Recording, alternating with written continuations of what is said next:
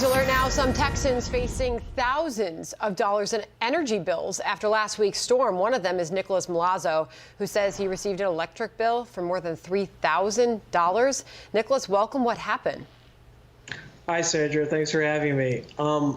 Basically, I'm sitting here getting very cold with my girlfriend, and I'm quadriplegic, so I have to keep the temperature up because I have trouble regulating my body temperature.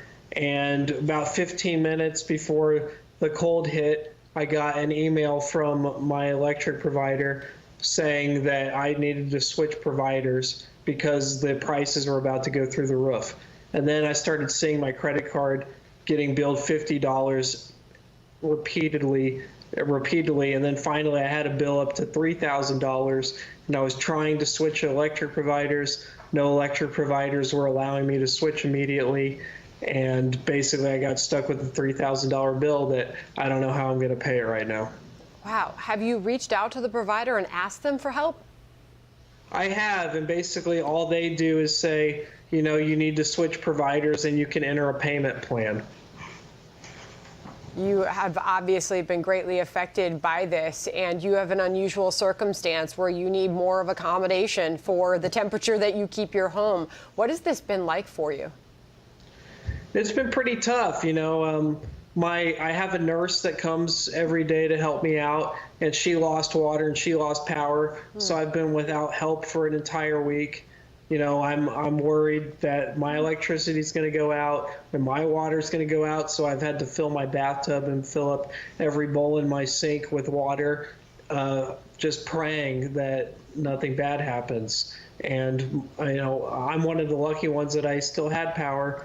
My parents' power went out for 2 days and they got stuck with a $5,500 bill. Wow. It must have been really scary for you. And I know so many Texans are saying, while this is an unusual once in a couple decades sort of thing, they're taking precautions so that they can better deal with this in the future. Are you able to budget in any changes that you can make so that you could better handle this if it were to happen again, knowing your circumstance? I mean, definitely in the future, I'm going to have to figure out an electric provider that doesn't have variable rates and that is more regulated than what it is now, because you never know what's going to happen these days. Crazy things happen all the time, whether it's a hurricane or a deep freeze. So you just need to be prepared from going on into the future. Nicholas, I give you credit. It seems like you're maintaining your optimism through this.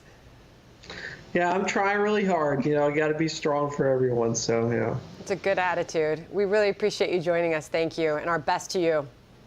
Thank you so much for having me.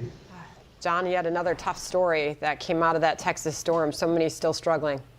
Yeah, people in Texas are allowed to pick which power company they want to have deliver their electricity to them, and some choose this wholesale program where typically the rates are very low, but in high demand peak periods, suddenly it skyrockets, and that's clearly what he got trapped behind. So many changes come out of things like this. People readjust and they look at how they're able to handle a situation and they make changes. So we'll see.